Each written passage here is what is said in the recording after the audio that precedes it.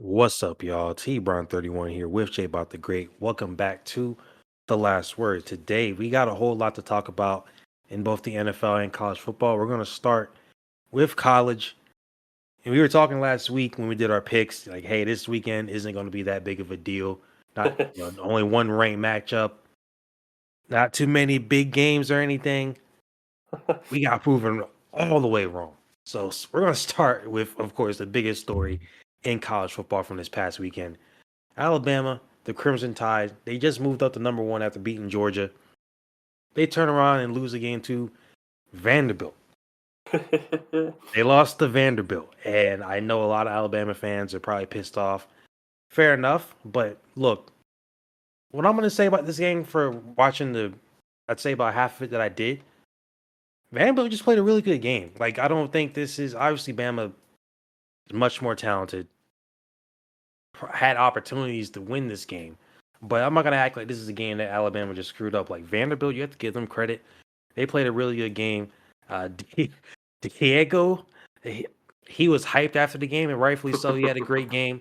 I mean, when it comes to these kind of upsets, like we see these kind of scores a lot with Bama or Georgia. You know, you starts out like 7-0, 14-0, maybe 13-0, something like that, and other team comes back. Vanderbilt, they just kept the foot on the gas. Like they didn't let up. They didn't get complacent with the lead, and that's exactly what you don't do. With a team like Alabama or Georgia, you get complacent with a lead. We're ahead on a team like this. You get too cocky. They didn't. They kept on the gas. They played well.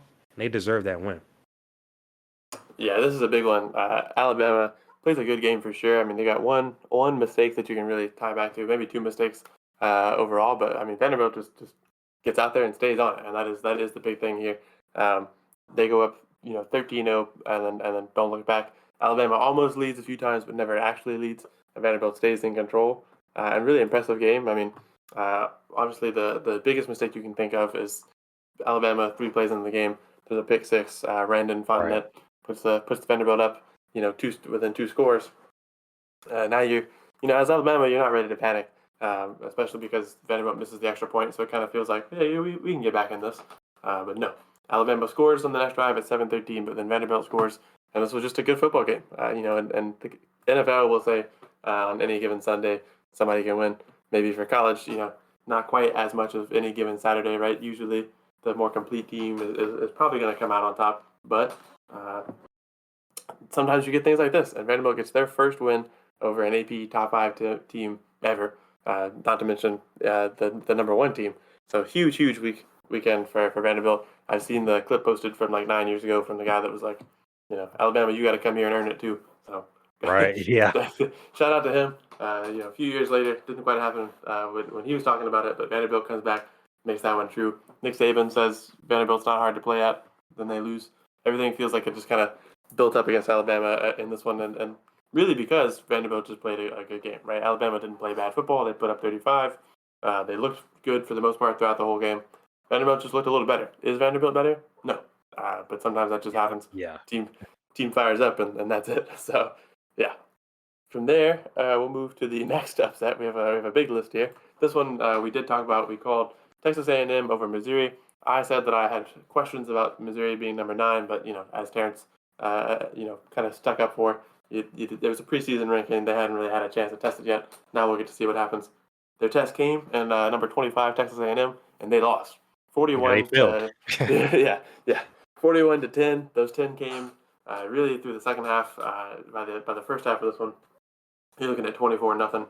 A&M kept putting it on them.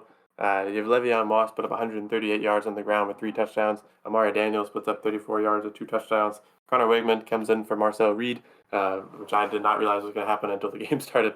And he put up, about 280 yards. So good game for them. And Missouri really did nothing. Brady Cook, 13 for 31, 1 touchdown. The rushing game never really gets going because there's no time for it to get going. Missouri just did not look like a top 10 team in this game at all. I had questions about them. I thought, they're probably a good team, but A&M will get this in a close one.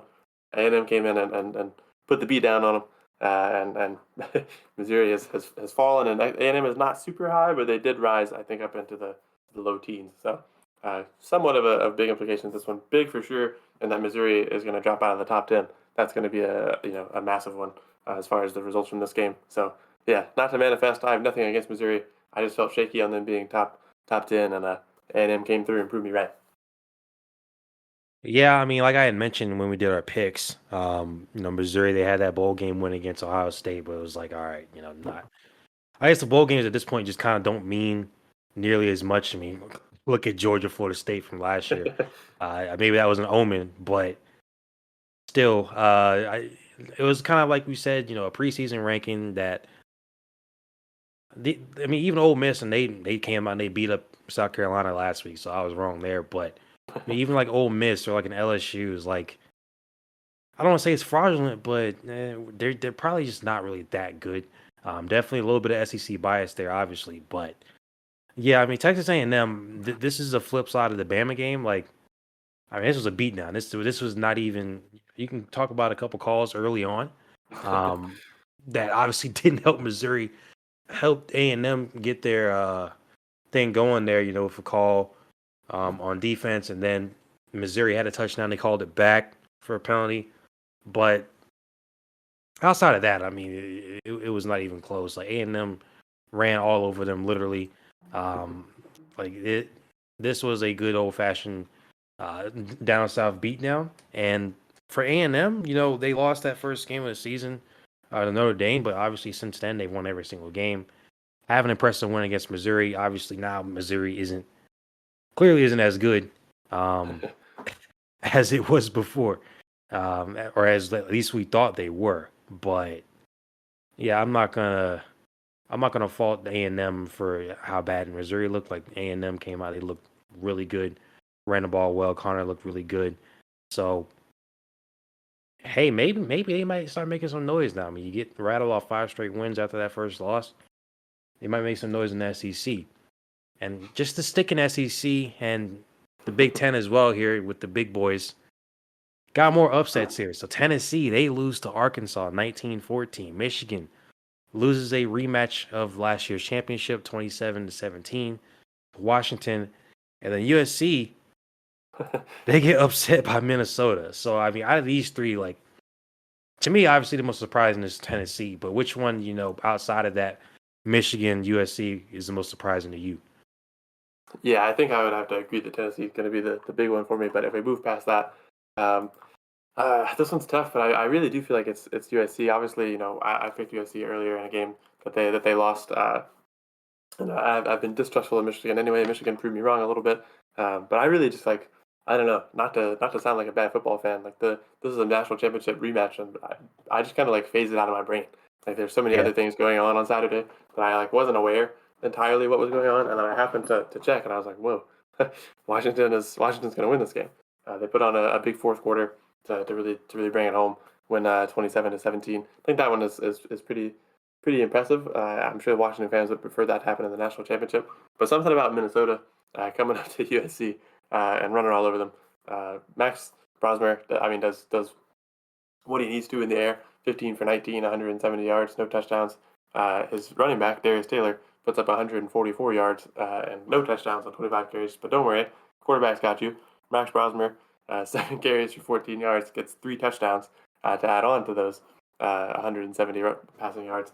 And yeah, they take down USC, just run it to the end zone, and then let Brosmer poke it in was essentially their strategy. And it's just kind of like I don't know. This USC team has been a part of a bunch of shootouts, obviously with LSU and some of their other games, but this one really felt like I just don't know what happened. You really don't expect the Golden Gophers to come in and then rise to 3-3 and knock you down through the run game. So no disrespect to Minnesota, played a great game here. USC just kind of fallen away. It's kind of impressive to watch a team be so high up, have such a big first week with such an impressive victory, and now end up completely outside of the AP top 25. It's just Yeah. that's a crazy one to look at. So definitely some interesting implications on that one. I mean, there's other ones with these games, right? Like Tennessee is eighth now. That's not super crazy. Michigan, however, is also down to 24. They fell 14.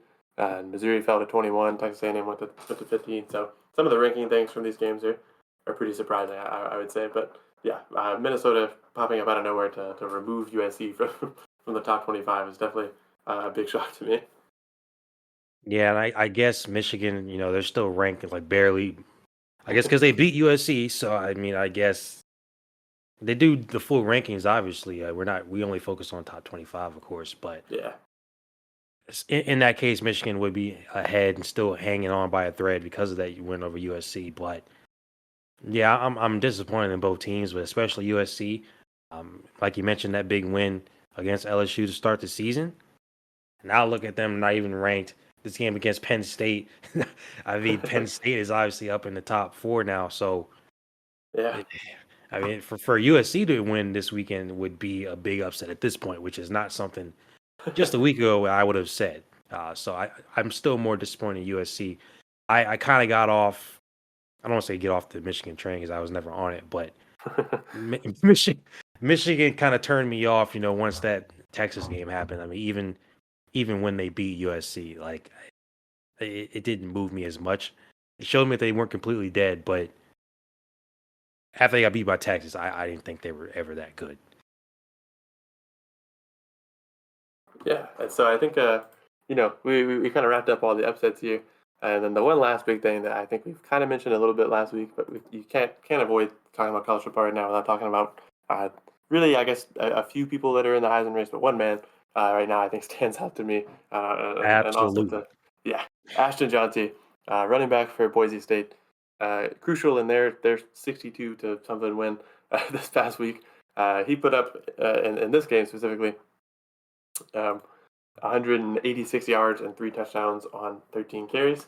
And then through the current week of college football, through week 6, he has 95 carries, 1,031 yards, and 16 touchdowns, which is beyond the pace of the last two running backs to win Heisman. I'm sure if you follow sports, you've seen the graphic comparing him and Derrick Henry, and I'm blanking really bad on the Mark Ingram and someone else. Yeah, Uh, Marking. Yeah. yeah, uh, he's way beyond them. I mean, he looks almost some of them looks like some of their final stats, which is crazy because those guys were legendary. They're legendary in college, had big moments in the NFL. So if this man is on a tear, I expect him to keep being good. You can make whatever arguments you want about Boise State being in the Mountain West and whatever, but yeah, what this man is doing, and to have an intact leg after doing all this on that Boise State blue turf all season is really impressive.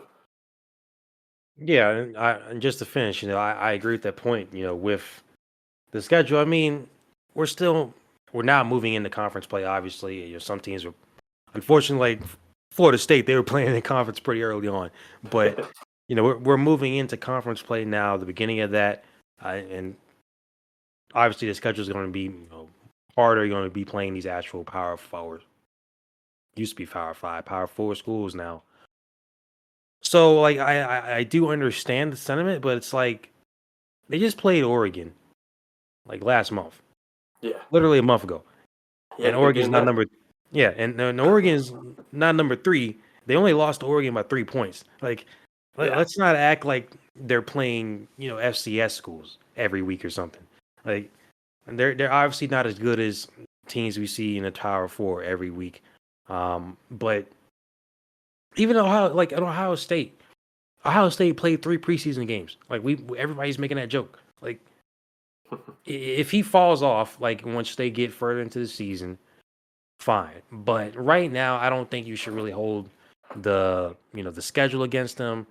How good his offensive line is. 'Cause, I mean, good running backs are going to be products of their offensive line. Like even if you have an amazing running back, if the offensive line is garbage, you're not going to be able to run. Like that's just how it is. So I'm not going to hold the offensive line against him. I'm not going to hold the schedule against him. Like the man is going crazy. He should absolutely be the front runner for the Heisman. Right behind him, though, I would say Travis Hunter definitely is that number 2, far and away. I know Cam Ward's probably getting a lot of consideration, but Miami was almost on this list too. So, and they might have been bailed out a couple times already in the season. So let's just give the young man some credit.